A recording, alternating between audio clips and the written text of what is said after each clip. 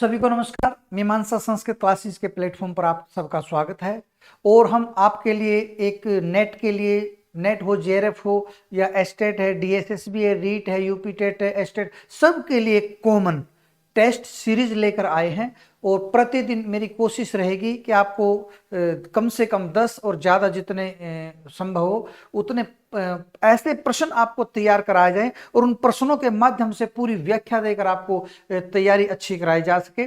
और चलिए बिना विलंब किए हम शुरू कर देते हैं। अगर आप हमारा नेट जेआरएफ का बहुत बढ़िया बैच जिसमें यूनिट वाइज सिलेबस करवाया जा रहा है वो ज्वाइन करते हैं तो बिल्कुल भी विलंब मत कीजिएगा। और एस्टेट डीएसएसबी तो अभी रनिंग के बैच हैं। दूसरा, अगर आपने हमें यूट्यूब पे सब्सक्राइब नहीं किया है और बेल आइकॉन नहीं दबाया तो दोनों काम कर लीजिए, क्योंकि जैसे हमारा यहाँ से हम अपलोड करते हैं तुरंत आपको मिल जाता है। चलिए पढ़ते हैं और आगे बढ़ते हैं। कल्याणी पंचमा रात्रि है, इस समस्त पद में समास प्रत्यय तथा अंत में कौन सा वचन है यह बताएं। कल्याणी पंचमा रात्रि है, मैं बता देता हूं। कल्याणी पंचमी यासाम रात्रि नाम सा, जिन रातों में कल्याणी पंचमी है बहुव्रीहि समास है। कल्याणी यानी कि जैसे 20 रातें हैं तो उनमें 5वीं रात कल्याणी है। ये तो यहां पर अगर वो क्वेश्चन ये तो बता दोगे आप बहुव्रीहि समास, इसमें कोई खास बात नहीं। जो पेच है कि कल्याणी पंचमा रात्रि है, ये एक वचन है या बहुवचन है, और आप झट से कह दोगे बहुवचन है। समस्त पद, पहली तो बात, द्वंद्व समास को छोड़ के बहुवचन में होते नहीं है, ठीक है ना। तो बहुवचन कैसे बनेगा। दूसरा, ये इसमें जो ये प्रत्यय लगा है, यहां पर प्रत्यय लग के वो गुण होके और उससे बना है, रात्रि है ये बन गया।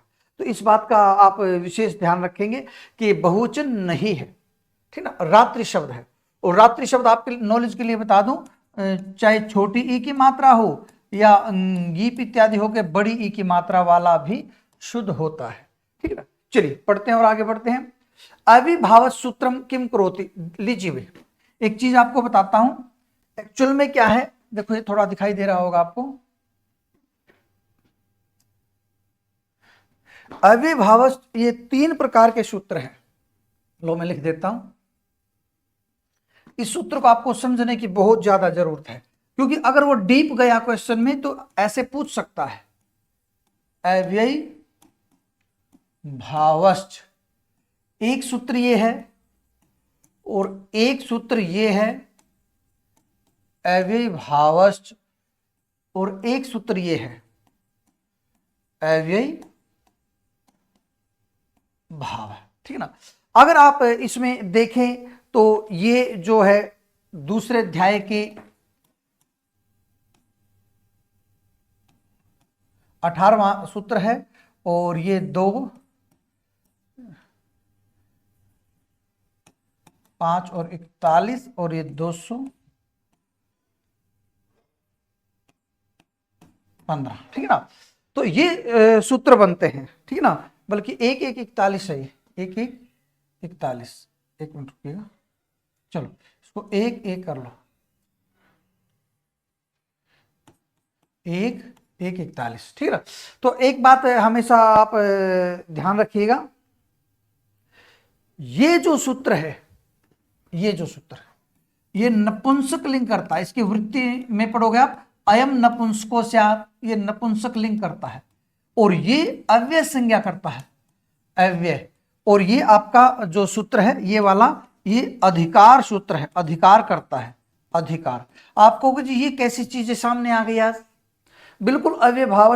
ये चलो इसमें तो च नहीं, ये तो सेम सूत्र है। विद्यार्थी ध्यान रखना पड़ेगा आपको कि दूसरे अध्याय के चौथे पाद का 18वां सूत्र है, ये पहले अध्याय के पहले पाद का 41वां, ये दूसरे अध्याय के पहले पाद का 5वां सूत्र है। ये आपको याद रखना पड़ेगा। 24-18 और 11-41 या 215 ऐसे याद रख लो, कैसे भी याद रख सकते हो आप।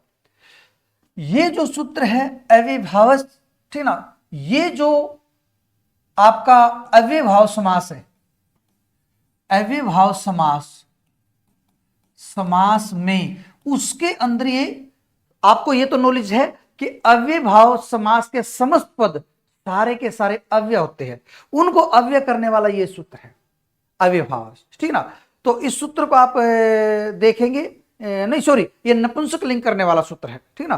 तो इस अव्ययभाव समास में आप जितने भी पद देखते हो वो सारे सारे नपुंसक लिंग होते हैं। तो वहां पर लिखा हुआ है अयम नपुंसको स्यात्, अयम मतलब अयम अव्ययभाव समास है नपुंसको स्यात्। और जो ये है ये अव्यय संज्ञा करता है, अव्यय। अव्यय संज्ञा बोले तो जो आप अष्टाध्यायी के अंदर अव्यय पढ़ते हो ना, तो वहां पर जितने अव्यय प्रकरण में अव्यय आए हैं उनको अव्यय भाव से अव्यय संज्ञा करता है। और ये जब समास पढ़ हो गया तो जो तत्पुरुष समास पढ़ोगे उसके शुरू में आ जाता अव्यय भाव है, यानी कि अव्यय भाव है प्राक तत्पुरुषात्, तत्पुरुष से पहले जो है वो सारा अव्यय भाव समास उसका अधिकार है।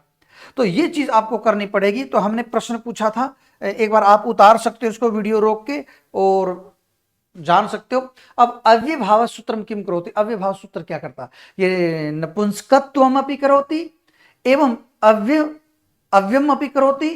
दो ही है, क्योंकि च हटाओगे तो दूसरा अधिकार सूत्र तो तब बनेगा, तो इसमें च लगा हुआ है इसलिए अव्यम अपि करोति और नपुंसकत्वम करोति, ठीक ना। तो आप 24, 18, 11, 41 और 215 इस नियम को याद रख लो तो आपका ये प्रश्न गलत नहीं जाएगा। अब आप सोच रहे होंगे सर आप इतना डीप चीज बता रहे हो तो हमें तो मेन चीजें बताइए। अगर आपका बेसिक आधार कमजोर है तो पहले आप अपना आधार बढ़िया कीजिए। और आप हमारा बैच जो नेट जेआरएफ का परफेक्ट बैच होता है, इसमें हम बिल्कुल शुरू से लेकर के बिल्कुल अ से लेकर के और लास्ट तक ले जाते हैं। चाहे स्टूडेंट्स को कुछ आता है नहीं आता कोई मायने नहीं रखता, तो आप वो ज्वाइन कर सकते हैं। आचार निपुण है, पदे समास है। देखो वैसे तो निपुण के साथ आप अक्सर सप्तमी लगाते हो, जैसे विद्या निपुण है, विद्यायाम निपुण है, ठीक है। कर्म निपुण है, कर्मणि निपुण है या कर्मणि कुशल है। परंतु अगर इसके आगे आचार आ जाए तो तृतीय तत्पुरुष समास होता है। क्योंकि ये ऐसे उदाहरण मैं जानबूझ के उठा रहा हूं क्योंकि मुझे पता है कि कमजोर नस कहां पर है और वो जो एग्जामिनर होता है उसी को दबाता है। तो आचारेण निपुण है ये होगा इसमें। केवल समास से परिभाषा विशेष संज्ञा विनिर्मुक्तम केवल समास है, जिसकी कोई विशेष संज्ञा ना हो, वागर्थावि, भूतपूर्व, अर्धर्च, इस तरह के इसके उदाहरण होते हैं, ठीक है। उपसर्जन संज्ञकम किम स्यात्, उप अथवा कृष्णम। सुनिए मेरी बात, जैसे आप अव्ययभाव समास पढ़ते हो उसमें दो पद होते हैं, अधि हरि, अधि और हरि ये दो होते हैं। तो जब आप इसका लौकिक विग्रह करते हो तो हरिंगी अलौकिक विग्रह हरिंगी और अधि सु करते हो तो अधि पीछे चला जाता है, उसको आगे लाने के लिए यही नियम है। मैं बोर्ड पे समझा देता हूं। जैसे अधि हरि है तो इसका विग्रह होगा हरऊ। तो ये जो विग्रह होता है ये लौकिक विग्रह होता है। विग्रह भी दो प्रकार का होता है, लौकिक विग्रह और ऐसे हरि, हरि में सप्तमी विभक्ति अंगी और अधि, अधि सु, ये जो है ये अलौकिक विग्रह है, अलौकिक। अच्छा आइए बताइए मुझे, आपको लौकिक चीज दिखाई देती है कि अलौकिक दिखाई देती है? आपको जो लौकिक दिखाई देती है तो ये हरु आप सब जगह देखते हो। अब इसके अंदर क्या समाया, हमारे शरीर में अंदर आत्मा है वो दिखाई नहीं देती, इसके अंदर जो विभक्तियां समाई हुई वो दिखाई नहीं देती, इसलिए न दिखाई देने वाला अलौकिक विग्रह होता है। तो आप समझ गए होंगे इस ट्रिक से। तो हरिंगी हो गया, तो इसमें जो अधि पीछे चला गया और अधि हरि बनाने के लिए इसको आगे लेके आना पड़ेगा, तो इसके लिए उपसर्जन संज्ञा होती है। सूत्र प्रथमा निर्दिष्ट समास उपसर्जनम, जो प्रथमा से निर्दिष्ट होता है समास में, ठीक है। प्रथमा निर्दिष्टम समास उपसर्जनम, समास नहीं होता वो समासे होता है। सप्तमी एचो वायव से अव होके और लोप है साकल्य से य का लोप हो जाता है। पढ़ा होगा आपने, हरि है और हरे है जो पढ़ते हो आप, ठीक है ना। जब भी आपको कभी ऐसा लगे ना कि जैसे समास जमा में उपसर्जनम, उपसर्जनम, आपको कि जी कैसे बन गया, ये वास्तव में समास से होता है। समास से अब होके व आ गया और उसका व का लोप है साकल्य से, अवर्ण पूर्वयो यव्योर लोपो वासी परे, लोप है साकल्य से सूत्र की वृत्ति है। अवर्ण है पूर्व में जिसके, ऐसे यह का लोप, तो यह का लोप, इसलिए समास उपसर्जन रहेगा। चलो ये तो बाद की बातें हैं। प्रथमा निर्दिष्टम समास उपसर्जनम, जिसमें प्रथमा होती है, प्रथमा से निर्दिष्ट निर्देश किया गया पद उपसर्जन संज्ञा था। तो इसमें तो सप्तमी है तो प्रथमा यहीं पर है, तो इसकी उपसर्जन संज्ञा हुई और उपसर्जन पूर्वम से पूर्व आ जाता है, पूर्व आ जाता है, तो अधि पहले आ गया। तो मेरे ख्याल से आप समझ गए कि उपसर्जन संज्ञा संज्ञकम किम, उपसर्जन संज्ञा क्या उप है या कृष्ण है। जितने भी अव्ययभाव समास में 22 उपसर्ग होता है। पर, परा, अपसम, अनु, अवदुस, दूर, नी, आंग, नी, अधि, अपि, अति, सु, उत, पर, इस प्रकार के 22 उपसर्ग होते हैं। ये सारे के सारे उपसर्जन संज्ञक होते हैं, क्योंकि विग्रह में पीछे चले जाते हैं। इनको आगे लाने के लिए हम उपसर्जन संज्ञा करते हैं। मेरे ख्याल से समझ गए, कोई ऐसी बात ज्यादा इतने भी डीप नहीं है ये बातें। आगे, गो समीपे इति समस्त पदम, गो समीपे, ये मैं थोड़े ऐसे उदाहरण ले रहा हूं जिनसे आपकी दिमाग की नसें खुले, आपको पता चले भाई ये करने चाहिए आपको, ठीक है ना। जैसे गो समीपम, तो ये उपगु बन जाता, उपगु। अब उपगु के पीछे विसर्ग नहीं आती, क्यों नहीं आती सुन लो। अव्ययभाव समास के जितने भी उदाहरण हैं वो सारे के सारे नपुंसक लिंग होते हैं। अभी सूत्र पढ़ा ना, अव्ययभावश्च पढ़ा ना 24-18, अयम नपुंसको स्यात्, ये नपुंसक लिंग हो जाए तो उसको नपुंसक लिंग बनाने के कारण उसमें कभी भी आपको विसर्ग नहीं मिलेगी। अगर वारी शब्द में विसर्ग है तो पक्का नपुंसक लिंग नहीं है। अगर मधु और वारी में इकारांत उकार विसर्ग नहीं है तो ये नपुंसक लिंग है। ये मूल पद और प्रथमा का एक वचन ऐसे बनते हैं। तो उपगु के पीछे विसर्ग लग जाएंगे तो पुल्लिंग बन जाएगा, और अव्ययभाव समास पुल्लिंग कभी होता नहीं। तो इसलिए जैसे उपगु, उपनदी, ठीक ना, तो ये छोटे हो जाते हैं। उपवधु।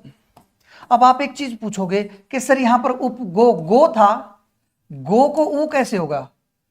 ओ का हर्ष ऊ होता है। सूत्र हर्षव नपुंसके प्रातिपदिकस्य, सूत्र याद कर लो। ऐसे ऐसे सूत्र आ जाते हैं कि ये सूत्र कहां लगते हैं, हर्षव नपुंसके प्रातिपदिकस्य। और एक वीडियो के अंत में मेरा एक छोटा सा संदेश है, वो प्लीज सुन के जाया करो। उपगो तो वैसे गो समीपे होता है इसका, तो गो को ऊ हो जाता, सूत्र हसु और नपुंसक के प्रातिपदिक। उपनदी में भी ऐसे बन जाता है, उपनदी में भी छोटी ई बन जाती है विद्यार्थियों। वधु में वैसे बड़ी ऊ होता है, ठीक ना, पर छोटी बन जाती है। विसर्ग आपको अव्ययभाव समास में नहीं लगानी चाहिए कभी भी। ये भी क्वेश्चन पूछ सकता हो, विसर्ग लगा के पूछते हैं और आप झट से जाओगे, क्योंकि आपने चित्रगु पढ़ रखा है, चित्रगु, और उसकी नकल करके, जबकि आपको ये नहीं पता ये बहुव्रीहि समास है। चित्रा गावा है से रंग बिरंगी है गाय जिसकी, चित्रगु ये अलग है। उपगु अव्ययभाव समास से विसर्ग नहीं आ सकती, बार बार मैं बता रहा हूं। और अब वो जमाना चला गया, वो जमाना चला गया कि जब क्वेश्चन आया करते थे गुलाब के फूल का रंग कैसा होता है, अरे गुलाब के फूल का रंग गुलाबी होता है, ठीक। अब ऐसे क्वेश्चन नहीं आते, अब आपको पता चलेगा। इसलिए टेस्ट पास नहीं होते, टेस्ट उनके पास होते हैं जो बिल्कुल तह तक गए हैं, तह तक। और यदि इस तह तक जाना है तो हमसे जरूर जुड़िएगा। चलिए, उपनदी उपनदम में भी समास वही बनेगा, ठीक ना। नद्यः समीपम, उपनदम हो चाहे उपनदी हो, इसमें हर्ष व नपुंसक के प्रातिपदिक से इसमें आपका हर्ष कर देगा। अगर इसमें टच प्रत्यय होता है, देखो एक टच प्रत्यय बहुत होता है अव्ययभाव समास में। टच प्रत्यय जब भी आपको लगे ना अध्यात्मम के अन कहां गया जिसका, उपचर्मम या उपसमीदम, तो ये कहां से जुड़ गया बीच में बेकार का अपने आप ही तो वो टच प्रत्यय होता है, वैसे नहीं आया कहीं, टच प्रत्यय होता है, ठीक है ना। और मेरे YouTube पे भी वीडियो पड़े हैं अव्ययभाव समास के, उनको भी सुन के देखिएगा। कदन्नम विग्रह, कुत्सितम अन्नम, कुत्सित अन्नम, कुत्सित कत भी लग जाता है, ये यद्यपि अव्यय है, कत लग जाता, कदन्नम भी बन जाता, कुत्सितम अन्नम। ये आपका कौन सा समास हो गया, कर्मधारी है, क्योंकि पूर्वपद विशेषण। कृताकृतम, इसमें मैं इसलिए उदाहरण मैंने जानबूझ के लिया है, आप सोचो कृतम च अकृतम च, द्वंद्व समास। अरे नहीं भाई, ये उभय पद विशेषण है, कर्मधारी है, दोनों ही पद विशेषण आ गए। अच्छा, कोई ऐसा हो सकता है कोई चीज कृत है और अकृत है, ऐसा नहीं हो सकता। मतलब ये ऐसा हो सकता है कि कोई काम कृत भी है और अकृत भी है। अब अकृत आप कहोगे कि ऐसे कैसे हो सकता है जी, कोई काम कृत भी और अकृत, अ के 6 ये अर्थ होते हैं, अ के, अकेले अ के, ठीक ना। तो ये मत सोचिए कि वो ना अनलंकृत पुनः क्वापि, तदोषु शब्दार्थो शब्दागुण वन अलंकृति पुनः क्वापि। अनलंकृति का मतलब ये नहीं कि अलंकार ना हो तो होगा, मम्मट ने अपने काव्य के लक्षण में कहा है। अनलंकृत का मतलब था कि अल्पम अलंकृति, थोड़ा अलंकृत हो तब भी, तो अ का जरूरी नहीं न अर्थ हो, कम किया हुआ और कम किया हुआ, ये भी अर्थ निकल सकता है। तो इसमें कर्मधारय समास। निष्कोशाम्बी अथवा निष्कोशाम्बी, देखिए भाई, निष्क्रांत प्रादि तत्पुरुष, एक्चुअल में निष्क्रांत कोशाम्भ्या, कोई इंसान कोशाम्बी से निकाल दिया गया है, निष्क्रांता कोशाम्भ्या, तो वो जो आदमी है वो निष्कोशाम्भी ये बनेगा, बड़ी की थोड़ी बनेगी, या तो फिर कहो निष्क्रांता कोशाम्भ्या, निष्क्रांता करो। अगर यहां पर निष्क्रांता कर दोगे तो फिर कोई औरत है जो निकाली हुई है कौशाम्बी से, तब ये बन जाएगा। अगर आपने पुल ये कहा निष्क्रांत है तो ये बनेगा प्रादि तत्पुरुष है, ठीक है ना। तो इस तरीके से मैं आपको डेली पूरी कोशिश करूंगा प्रतिदिन 10 प्रश्नों की एक सीरीज लेके आऊं, और हर एक टॉपिक से, जैसे आज हमने अभी अष्टाध्यायी के में कोशिश करूंगा कि सब क्वेश्चन डालूं उसमें से। अष्टाध्यायी की तैयारी तो ऐसे कराऊंगा, बाकी जब लिटरेचर में छंदों में अलंकार में चलेंगे तो 10-10 क्वेश्चन उन्हीं के लेके आऊंगा। और आप सभी से प्रार्थना है, अगर आप जरा सा भी मुझ में विश्वास और श्रद्धा रखते हैं और मेरा पढ़ाया हुआ आपको अच्छा लगता है, तो आपसे एक ही गुरु दक्षिणा मांग रहा हूं, कम से कम 100 स्टूडेंट्स को और भेजिए, ताकि संस्कृत का प्रचार हो, प्रसार हो, उपकार हो। और संस्कृत का क्या, हमारा उपकार हो, संस्कृत का आशीर्वाद हम पर बने, ऐसे कामना के साथ 100 स्टूडेंट्स को और भेजिए, उनसे सब्सक्राइब कराइए, लाइक कराइए और शेयर कराइए। एक चीज और देखी मैंने कि वीडियो पे कम से कम 25% ऐसे लोग हैं जो वीडियो देखते तो हैं परंतु उसको सब्सक्राइब नहीं करते। तो आप सभी से बिल्कुल विनम्र निवेदन है, इस मुहिम को आगे बढ़ाने के लिए मेरा साथ दीजिए, और ये सब मैं निःशुल्क आप लोगों के लिए लेके आ रहा हूं, ठीक है ना। तो बिल्कुल इसको आगे बढ़ाइए। सभी को नमस्कार, शुभ दिन।